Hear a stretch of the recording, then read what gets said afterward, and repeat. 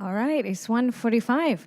Thank you very much once again, everyone. Welcome to San Francisco. For those who are not from San Francisco, we are based in Singapore. We are from the APEC Secretariat, and we're so happy to be part of this APEC Economic Leaders Week in San Francisco. And the city is beautiful and has been very welcoming to all of us. So once again, thank you so much. And today we're going to have this news briefing. Actually, we're going to launch an annual report from the APEC Policy Support Unit. So the APEC Policy Support Unit is a research and analysis arm of APEC.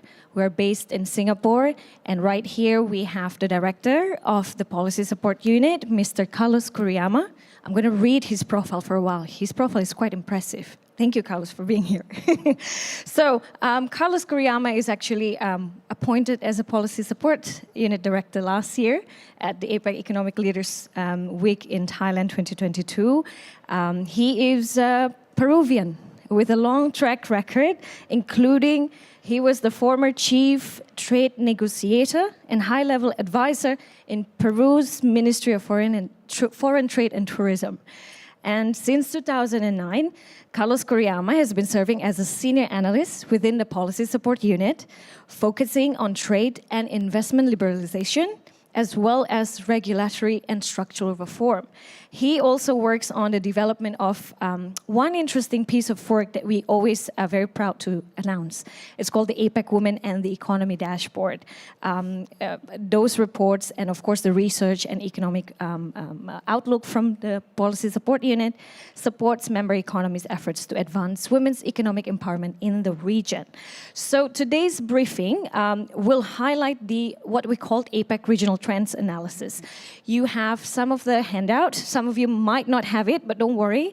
We'll provide a link to the report right after this. It will be uploaded on the APEC website. Thank you very much for that. So the report, or what we abbreviate as ARTA, APEC loves abbreviations.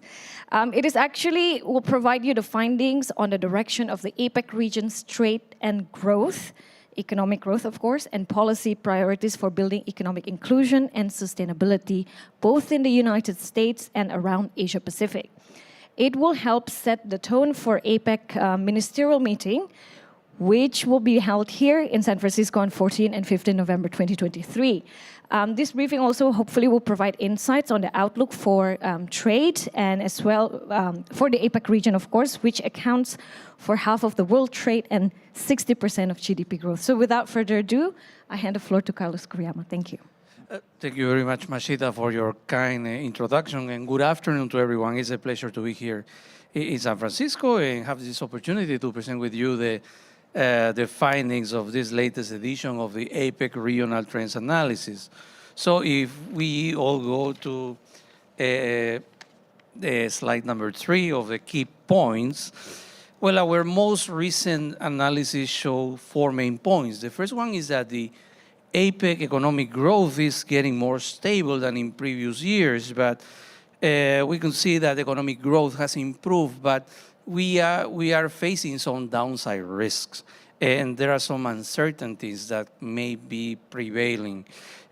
Also, the second point is that inflation has remained elevated, even though it's much lower than last year, but this is mainly because of supply chain factors, and this is also because of an exacerbation of some weather-related issues. The third point is that geoeconomic fragmentation and trade protectionism they are definitely a threat to the future of trade. And the final point is that over a long term, we need to look at demographics, because this is starting to have certain influence on how much we can grow. So we have a growing elderly population in the Asia-Pacific region, and this is presenting challenges for healthcare systems, for labor markets, and social support network. If we go to the next slide on GDP growth, we can see that the GDP growth was higher at 3.3% in the first half of 2023 from 2.9% a year ago, the first half of 2022. So this is explained in part because of the rebounding tourism and also more domestic consumption. This is driving the economic activity in the APEC region. However, growth is uneven across the region. So in the next slide about the GDP growth, the outlook, uh, we can see that for this year, the APEC region is expected to grow in around 3.3% for the whole year. But there are some downside risks. For example, we have the issue of the inflation that has been kind of stubborn, also higher level debts, trade protectionism, climate change issues, geopolitical tensions, and geoeconomic fragmentations that are casting shadows over APEC prospects. We have also some upside opportunities for growth. So from domestic consumption, tourism, and also continued targeted fiscal support. So from 2024 and in the medium term, I would say that growth in APEC will stabilize to a range of 2.8 to 2.9% annually. And however, what we notice is that this uncertainty on the economic landscape is complicating efforts towards a firmer post-pandemic recovery. If we look at the next slide on monetary policy rates and average inflation, we notice that there has been an uptick in inflation from August this year at 3.4%. And this is particularly due to higher prices for some commodities like oil and also some food products like sugar, rice, sorghum, and corn. And despite these recent developments, we can see that inflation in September 2023 was much lower than inflation in September 2022. So in general, to fight inflation, many APEC economies have been tightening monetary policy by raising interest rates. And compared to the levels at the end of 2022, we can see that interest rates went up between 0.25 to 1.25% percentage points in most APEC economies. But we have some few economies that have opted to reduce monetary policy rates to boost economic activity, because the issue about higher interest rates is that could slow down economic activity. The next slide is about oil prices, energy prices, food prices. In the case of oil, the price of oil has been around in recent days like 5% higher in comparison to a year ago. And this has been because of oil production cuts by the OPEC plus members that have played a role. And also there's an increase in demand for oil. But also in the case of food crops, so weather conditions due to El Nino has been disrupting the supply chain of food. Also, we have had some export restrictions in some important non-APEC economies. And also we have disruptions in the fertilizer supply chain. All of this has affected food production, and therefore the prices are going up a bit. So one example, if you go to the next slide, is about rice prices. So rice prices jumped from, I would say, between 37 to 51%, depending on the type of rice variety. And we have a large non-APEC economy, which is an important rice producer, that has imposed export bans on rice recently. And this action, added to the weather conditions I mentioned and the disruptions in fertilizer supply chains, are causing this spike on rice prices. The next slide shows a trade, basically. What happened with trade? So in the case of merchandise trade, it contracted on the first half of 2023, with the volume and value of exports declining year on year by 3.0 and 6.5% respectively. But imports decreased more. Actually, it was 3.5% in the case of volume and 7.1% in the case of value during the same period. So macroeconomic conditions have increased the cost of trade finance. And also we have this prevailing uncertainties that I explained before that in this global environment that have been affecting trade. The next slide shows what has happened in trade in commercial services. And the latest data available is from the first quarter of 2023 that shows that trade in commercial services has been at higher rates, but they are decelerating. We have had, I would say, a robust expansion on travel services, but it has been offset by a slowdown on transportation services and good-related services. The next slide shows the outlook for trade. So for 2024 and subsequent years, we are expecting a more optimistic trade outlook in the APEC region. And so I think we are going to expect a more stable economic growth rates, and this is also influencing on trade. But my concern is that the risk of the economic fragmentation may slow these rates down. You can see also in the next slide the concerns that we have in terms of trade protectionism. So there has been an increase in trade restrictive measures, in the accumulation of trade restrictive measures, and also trade remedies. And we are noticing some signs that these measures could be affecting supply chains. For example, the proportion of intermediate goods in international trade has fallen from 51% to 48.5% during the first half of 2023. This is based on WTO data. And also looking ahead, I think we need to look at the shifting demographics. This is a critical concern with potential costs to the APEC region. So this is the next slide. And so we can see that there's a growing elderly population. The percentage of population in APEC ages 65 and above has almost twofold, in 3 decades. And so the sharper increase has been seen in Northeast Asia. And also adding to this, the share of the young population, ages 0 to 14 years old, declined in APEC during the same period from 28% to 19%. So this demographic shift is presenting several challenges, right? Over the long term, we have an aging population, which means that we need to have a higher expenditure on healthcare, pensions, social security costs.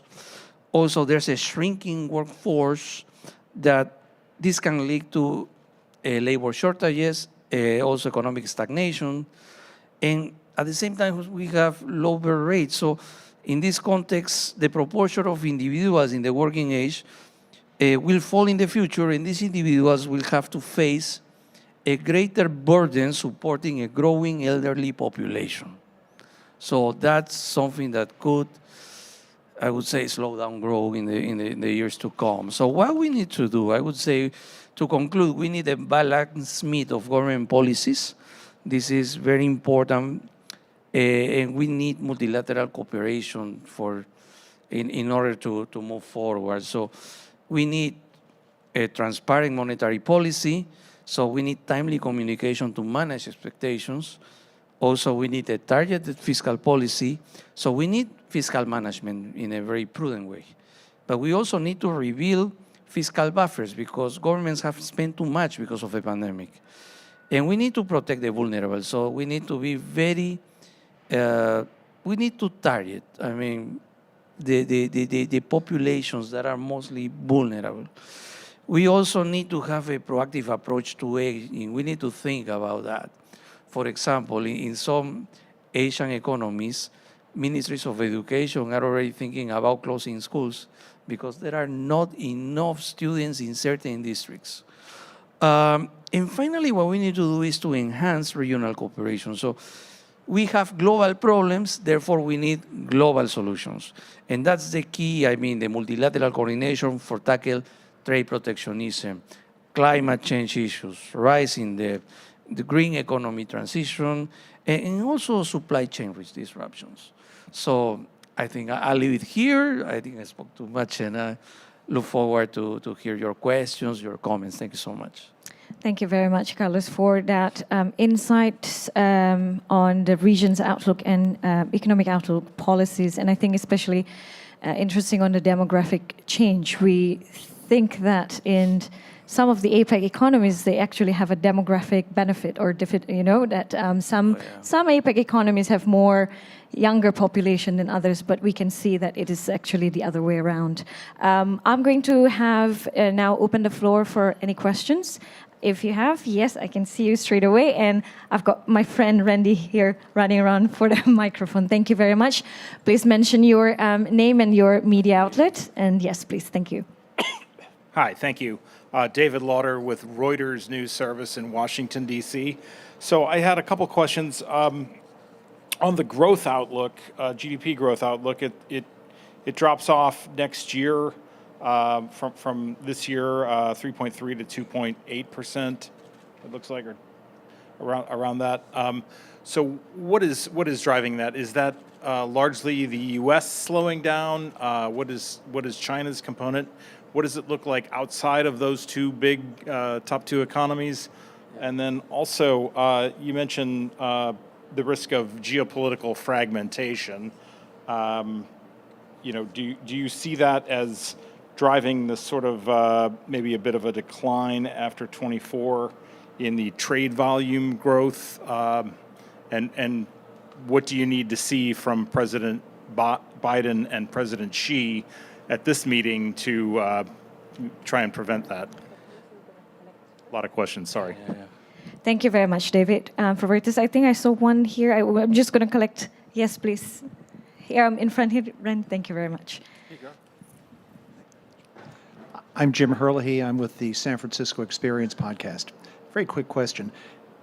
Was any of your data able to show increased foreign direct investments in specific countries such as Vietnam, Indonesia, Philippines, Malaysia, Thailand, specifically with regard to friend-shoring policies? So increased FDI as a result of friend-shoring policies during the 2022-2023 period.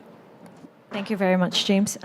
Carlos, can Okay. we take these two first? Yeah, thank you so much. I would say the reason why for next year, right, the growth outlook is a little bit, the rates will be a little bit slower, is because the largest economies in APEC are not growing as it was initially expected. So there has been a revision on those figures. In the case of, for example, China, it has taken longer to recover from the pandemic. So their reopening also is taking place, but the economy has not recovered as initially expected. It's recovering, but it's taking probably a bit longer. And then in the case of other economies, the U.S., we have issues on concerns on inflation. Interest rates have been going up, and so that has affected. I would say for what we expect this year, I think in terms of U.S. and China, the dynamics, I think a stable relationship within U.S. and China is a win-win situation for everyone. I think these two APEC economies are the two largest economies in the world, and it makes a lot of sense for them to work together. And in fact, if we look at the trade flows between U.S. and China, I would say the latest numbers have been about $758 billion of trade in goods and services, right? And this is the highest level of trade in history between U.S. and China, and despite all this political rhetoric. So in reality, that's not coinciding with what is happening in reality, right? So it shows that how important it is to re-engage, de-risk, and avoid decoupling. So, and in terms of FDI, this is not in this report, but we have been looking at some of the data, and actually what we are noticing is that the share of FDI, the inward flows, right, the arriving to Asia, this share is growing in Southeast Asia and is diminishing in Northeast Asia, particularly China. We need to look at the nitty-gritty. some experts say, yeah, it's about decoupling or friendshoring or reshoring. But in my view, it's also about macroeconomics. In microeconomics, what's happening? Basically, cost of living is increasing in China. The production costs are not as cheap as 10 years ago in China. And so many companies would like to keep comparative advantage and they are moving out somewhere else. So we noticed that 10, 15 years ago, yeah, everybody was talking about, oh, textiles, apparel, footwear. Where is it coming? It's coming from China. Now, where is it coming? It's coming from Southeast Asia, like Vietnam, or South Asia, like India, Bangladesh, among others.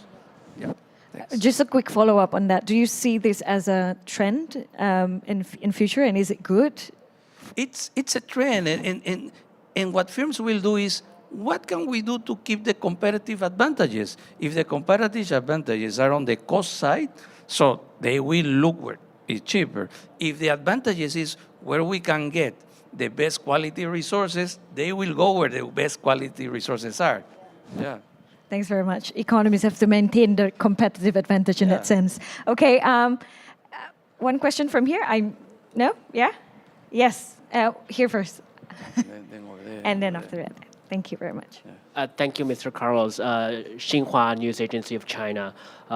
My question, actually, my colleague's question as well, is that on the one hand, you said APEC is to work toward anti-protectionism and to prevent further disruption of supply chain. But on the other hand, the United States is championing the APEF. So how do you balance between the overall APEC economies and seemingly strengthen a comparatively smaller circle of allies and partners? Thank you. Thank you very much. And then I think the lady on the right side, thank you very much. Hi, Yifan Yu with Nikkei Asia. I want to go back to the GDP growth slide. We can see, except the ongoing year, APAC growth is actually lag behind the rest of the world for past year and the years going forward. Could you explain why is that? And also my second question is, you mentioned the term geoeconomic fragmentation quite a lot in this presentation, but it's like quite a fancy term. Could you give us an example to explain to our readers what exactly is geoeconomic fragmentation and what's the reasons behind that? Thank you. Thank you very much. Carlos, do you want to take that? 2 questions first. Yeah, so the first question was about supply chains and IPEF, what may happen. Well, IPEF is still under negotiation, so I would say it would be good to have a look at what are going to be the final text and see what IPEF will have in order to provide an opinion. So at this point, I would be prudent and wait what would be the final outcome for IPEF. But what I think it's important that anything what economists decide, they have to follow the principles of free and open trade. That's very important, and that would provide a win-win situation for everyone. And then about geoeconomic fragmentation, let me explain. For example, before the pandemic, many companies were having a just-in-time strategy of production in a way that they were sourcing parts and components from all over the world, most likely from the cheapest source that could provide the quality of the part and components that they needed. But then things change, in part because of the pandemic, or sometimes because of some rhetoric, or because of some trade restrictive measures. And firms started to pursue a just-in-case approach in which they are sourcing from few places, most likely closer to where they are, and also they are starting to build redundancies. And so at the end, what is happening is that they are starting to shift a little bit trade, right, between partners. And so that's the economic fragmentation, because at the end, companies used to rely from the rest of the world based on the business model, but now the business model is shifting a bit to rely on few partners and let's say in the vicinity in general, right? That's yeah. And I think the other question from Nikkei is about the GDP growth in the coming future is below sorry. the rest of the world. Yeah, well, I think this is also because of the level of development of the APEC economy. So on average, the level of development in APEC is higher than in the rest of the world. So those that are that have, let's say, also higher income levels usually grow in percentage terms at lower rates. But if we monetize that in US dollars, millions of dollars is much more. Yeah, it's just that. Counting Yeah. process. Thank you very much, Carlos. Do we have any more questions? Yes, please, gentlemen on that side. And then after that, I'm coming to you, Jose. Thank you. Thank you so much for taking my question. Ivan Pilshik of TASS News Agency. So, well, may I ask how much trade and growth outlook is specifically affected by the sanctions imposed by the US and its allies against Russia and against China? Thank you so much. I don't have a number, but Hi, my name is Jose Ricardo Bondoc with SF Newsfeed. In echoing the sentiment regarding the sanctions placed on China regarding Russia and China, how much would you say the human rights situation in the various APEC economies, including Burma, including China itself, how does that affect the economic growth within those countries? Thank you very much for the questions. I think we just have to take a look at whether we have the numbers on, or we track those sanctions impact on, or maybe trade measures that is quite limiting in that sense. we don't have the numbers. We haven't made estimations, but what is very clear is that any measure that is restricting trade, we have an impact on economic growth. Also, the other thing that I would say is that sometimes we have some geopolitical issues, conflicts, and those issues affect the economy. So it's a reality, and it's unfortunate, but they affect the economy. And does it affect what we've done in APEC internally? In terms of the Discussions that we're having. discussions in APEC, well, I would say in APEC, we try to put politics aside. We focus more on economic issues because that's where it's easier to get consensus. It's been not easy, I would say, but it's good that all 21 members are sitting all together in the same meeting room, and they are on speaking terms and trying to find commonalities to see what can be delivered. And I think on Jose, if I can quickly just give context to that. As an economic forum, we tend to sort of look at economic growth at the same time. And like Carlos said, I think the geopolitical issues might affect the economic growth and even trade between economies. But we don't necessarily track that part on human development, especially when you say human rights in that sense. But do we have something about, like you said, Human Development Index, whether it's in terms of education, perhaps, that we can see, I think post-pandemic things have changed a little bit in that front. Yeah, for example, the pandemic affected, I would say, had a big impact on development. And I think, for example, in some economies, in particular APEC developing economies, there will be, I would say, some educational gap, I would say even generational gap, in a way that some of those new generations, were directly affected by the pandemic and couldn't have access to proper education. Let me give you one example about my home economy in Peru. The pandemic struck the world, and the classes had to be switched to remote mode.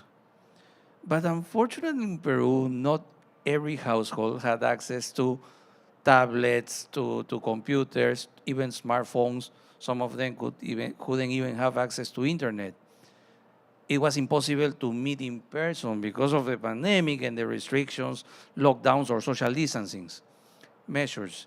And so at the end, what happened that about 100,000 kids, in school age, had to stop studying because they didn't have the means.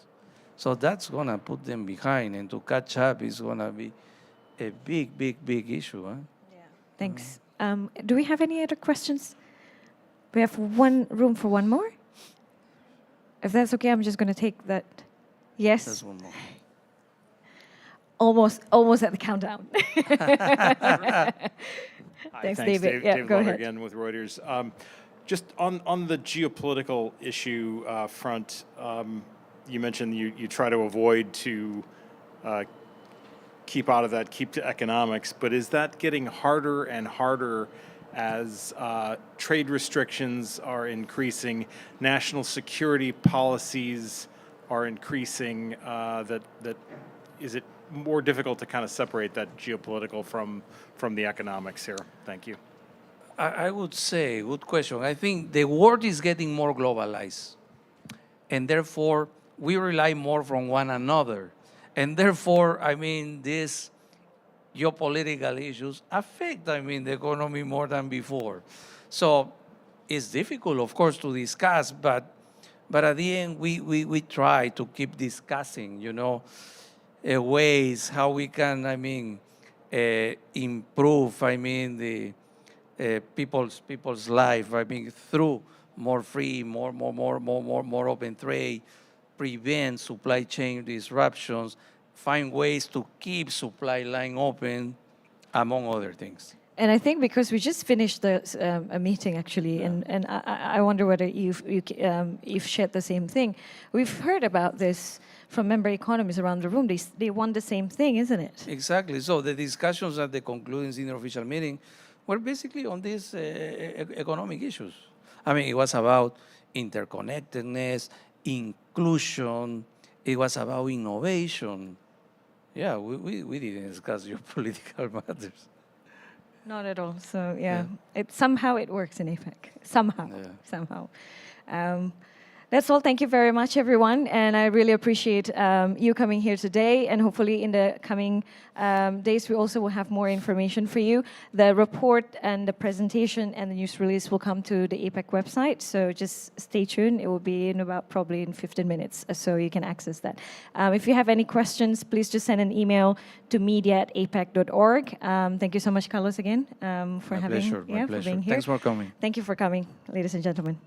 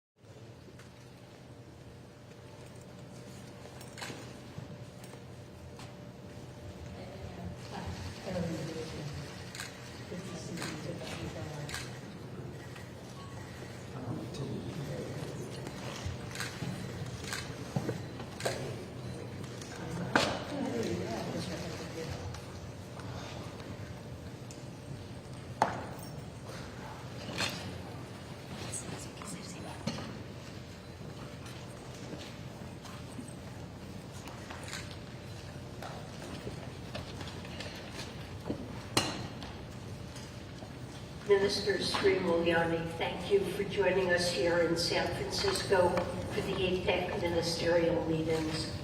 This is a particularly exciting time for bilateral relations between the United States and Indonesia, as the timing of our ministerial coincides with President Jokowi's visit to Washington, marking a new phase of bilateral cooperation and friendship between the world's second and third largest democracies.